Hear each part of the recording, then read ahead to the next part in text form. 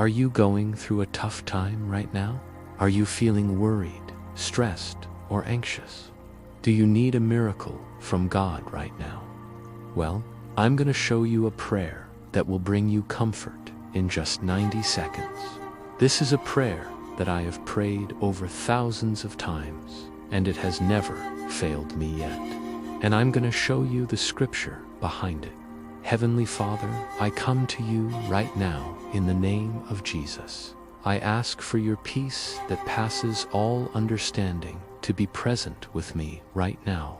Fill me with the Holy Spirit so that I can be strengthened, comforted, and empowered.